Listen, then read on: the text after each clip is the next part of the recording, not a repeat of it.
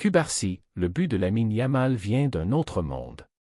Un projet de gardien pour l'avenir, le FC Barcelone renouvelle le contrat des Iñaki Peña jusqu'en 2028. Rafinha, le pressing haut est la philosophie du Barça et nos résultats parlent de notre niveau. Alan réagit au but de Lamine Yamal. Avec l'œil d'un buteur.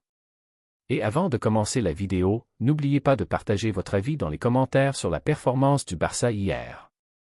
Et si vous êtes supporter du FC Barcelone, n'oubliez pas de vous abonner à la chaîne et de liker la vidéo. Cubarsí, le but de Lamine Yamal vient d'un autre monde. Le jeune défenseur du FC Barcelone, Pau Cubarsí, a montré une grande maturité dans son analyse de la victoire 3-0 de son équipe face au Real Oviedo, confirmant que le groupe est sur la bonne voie avant les rencontres décisives de la Ligue des Champions. Le défenseur du Barça a parlé du déroulement du match avec intelligence tactique, indiquant que l'équipe a rencontré des difficultés au début, et a déclaré: « Nous n'avons pas été assez efficaces en première mi-temps pour marquer, et il nous a manqué le rythme nécessaire, même si nous avons bien défendu derrière. » Il a ajouté: « En seconde période, nous avons su fatiguer l'adversaire grâce à un pressing constant, ce qui nous a permis de marquer et de plier le match en notre faveur. » Éloge particulier pour le chef-d'œuvre de Lamine Yamal. Interrogé sur le but spectaculaire de son coéquipier Lamine Yamal, Cubarsí n'a pas caché son admiration en disant: « Tous les buts étaient bons et importants pour l'équipe, mais celui de Lamine était d'un autre monde, c'était quelque chose d'exceptionnel. » Un duel physique contre l'attaquant d'Oviedo.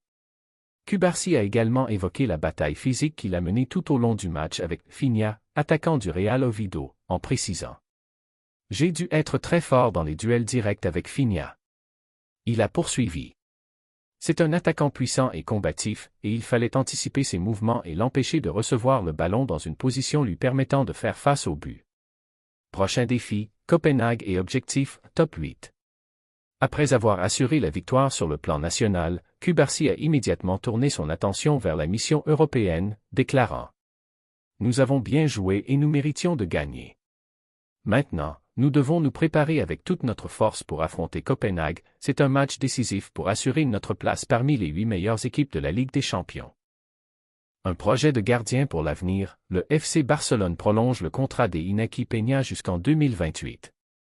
Le FC Barcelone a officiellement annoncé la prolongation du contrat du prometteur gardien de son équipe réserve, Iñaki Peña, afin d'assurer sa continuité au sein de la Masia pour les années à venir, une décision qui reflète la confiance du club dans les capacités du jeune portier et ses attentes d'un avenir brillant avec l'équipe première. Le gardien, originaire de la ville de Léon, a signé un contrat courant jusqu'en 2028, avec une clause permettant au club de prolonger d'une saison supplémentaire. Bien que Peña, 18 ans, soit encore très jeune, il est déjà inscrit dans l'effectif de l'équipe réserve, Barça Athletic, et a été convoqué à plusieurs reprises avec l'équipe première cette saison sous la direction de Hansi Flick. Qualité technique et progression.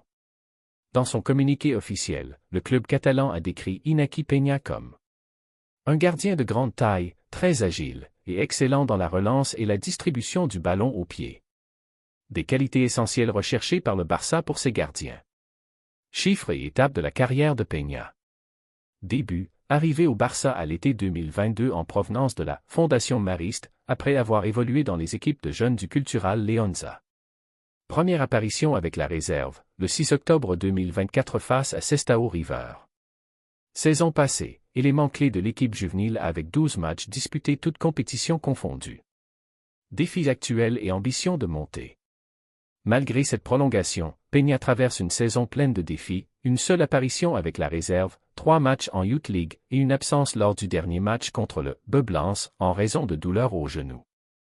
Avec ce renouvellement, le jeune gardien ambitionne de s'imposer sous les ordres de l'entraîneur Giuliano Belletti, de contribuer au rêve du club de retrouver la deuxième division et de décrocher une place permanente dans les entraînements et les matchs de l'équipe première au Spotify qu'en août. Français Rafinha, le pressing haut est la philosophie du Barça et nos résultats parlent de notre niveau. L'ailier brésilien du FC Barcelone, Rafinha, a souligné l'importance de la large victoire 3-0 contre le Real Oviedo lors de la 23e journée de Liga, affirmant que ce succès reflète le travail collectif malgré les difficultés rencontrées. Dans des déclarations au journal AS, Rafinha a déclaré: « Nous savions que le match ne serait pas facile face à une équipe qui presse constamment. Il y a eu des moments où nous n'avons pas été à notre meilleur niveau, mais nous avons retrouvé notre concentration et marqué d'une manière qui reflète la philosophie habituelle de l'équipe. À propos du deuxième but, il a expliqué. La philosophie du Barça repose sur le pressing haut et la récupération rapide du ballon. Il y a eu une erreur dans l'action depuis la défense centrale, mais cela fait partie de mes responsabilités sur le terrain. Après avoir inscrit 8 buts en 13 matchs, il a ajouté. Je me concentre sur mon travail et je donne le meilleur de moi-même à chaque match. Je ne vois pas de grands changements, mais je cherche toujours à m'améliorer et à offrir la meilleure version de moi-même. Grâce à ce succès, le FC Barcelone porte son total à 52 points en tête du classement de Liga, avec un point d'avance sur le Real Madrid, vainqueur de Villarreal lors de la même journée, ce qui renforce la lutte pour le titre cette saison. Alan commente le but de Lamine Yamal, avec l'œil d'un buteur. Dans le monde du football, il y a des buts qui se marquent, et il y a des buts qui gravent le nom de leur auteur dans la mémoire des gens. Le but de Lamine Yamal face au Real Oviedo n'était pas qu'un joli geste pour conclure un match remporté 3-0, mais une action qui semble te dire. Arrête, rembobine, puis rembobine encore une troisième fois. Le Barça a repris la tête, mais cette seconde où Yamal s'est élevé dans la surface, a fait pivoter son corps en l'air et a frappé le ballon d'une bicyclette, est devenu le grand titre dans la bouche des supporters. Et ici entre précisément un angle totalement différent. L'angle d'un attaquant qui sait ce que signifie que la dernière touche soit une responsabilité, qu'on te juge sur une demi-occasion, et que tu passes tout le match à chercher un seul moment qui termine tout. L'angle d'un joueur comme Erling Haaland, qui voit les buts comme un chasseur professionnel, avec les yeux, le calcul et le ressenti. Ce n'est pas un but, c'est une décision en une fraction de seconde. Imagine Haaland regardant l'action sur l'écran de son téléphone après le match ou parcourant les résumés lors d'une nuit chargée en rencontre. Il s'arrêterait sur un point, la décision. Car la plupart des gens sont fascinés par le geste final, mais le buteur, lui, est fasciné par ce qui vient avant. Comment le joueur a décidé, en un instant, que ce ballon n'était ni pour le contrôle, ni pour une frappe classique, ni pour une passe, mais pour une action acrobatique dans un espace réduit, sous pression et depuis un angle peu confortable. Ce genre de but n'arrive pas seulement par hasard. Il arrive lorsque deux choses se rencontrent. Le courage de prendre la décision. La confiance du corps pour l'exécuter. Et Haaland, en tant qu'attaquant, sait que le plus difficile n'est pas de frapper, mais de choisir comment frapper avant que l'espace ne se referme. 2. Le vrai buteur voit le ballon avant qu'il n'arrive. Du point de vue de Haaland, la beauté du but de Yamal ne réside pas seulement dans la bicyclette, mais dans le fait qu'il semblait savoir où le ballon allait tomber avant même qu'il ne tombe. Les rapports ont parlé d'un centre, et Yamal a conclu par une touche acrobatique décisive. Les détails sont essentiels, dans la surface, tu as beaucoup d'options, mais le temps n'est pas ton allié. Le défenseur bouge. Le gardien se place. Et le ballon te file entre les doigts si tu tardes une demi-seconde. Les grands buteurs, et Haaland en fait partie, raccourcissent le temps. Ils lisent la trajectoire, anticipent le point de chute, puis choisissent la finition la plus cruelle pour le gardien. Et Lamine Yamal l'a fait à sa manière, une conclusion qui n'a laissé aucune chance réelle au portier. 3. La technique seule ne suffit pas, il faut de l'équilibre. N'importe qui peut tenter une bicyclette à l'entraînement.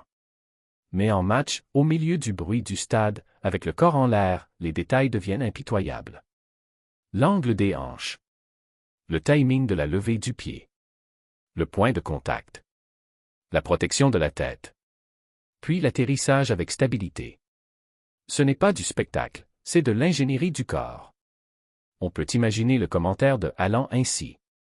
S'il n'avait pas été équilibré, le ballon serait passé au-dessus de la barre, serait sorti faible, ou serait devenu une action ridicule au lieu du but de la saison.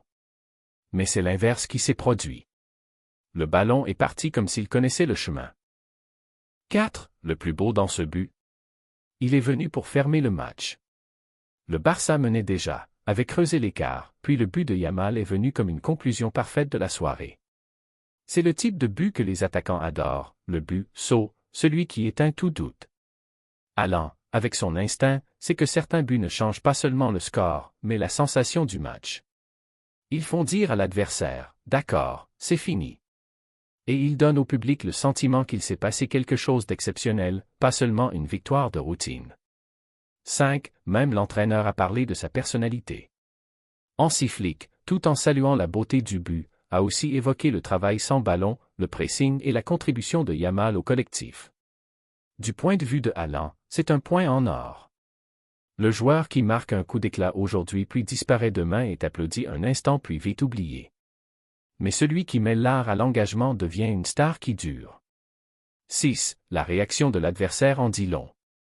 Même l'entraîneur du Real Oviedo a salué Yamal, le décrivant comme un joueur d'une autre galaxie. Un témoignage qui confirme que ce n'était pas une exagération, mais un moment réel qui a imposé le respect. 7. L'histoire de la célébration, le but l'a rendu naturel. Après le but, la polémique est venue sur la célébration à la manière de Cristiano Ronaldo. Mais avec l'œil d'un buteur comme Haaland. La célébration est forte parce que le but est fort. Si le but avait été ordinaire, la célébration l'aurait été aussi. Mais comme l'action était exceptionnelle, tout ce qui a suivi est devenu sujet de discussion. Émoticône, n'en croyant pas ses yeux, message non écrit de Haaland à Yamal. Haaland a déjà dit, 10 guis incroyable. Le message implicite serait: continue, car ce niveau n'est pas un hasard. Ne te contente pas d'une seule action. Fais en ton nouveau standard. 9. Conclusion. Le monde ne réagit pas seulement à un beau but, mais à un beau but d'un joueur très jeune, dans un match important, qui prouve que le talent n'est pas une promesse, c'est une réalité. Phrase finale. Certains buts entrent dans le filet, d'autres entrent dans l'histoire. Et Lamine Yamal a choisi la seconde cette nuit.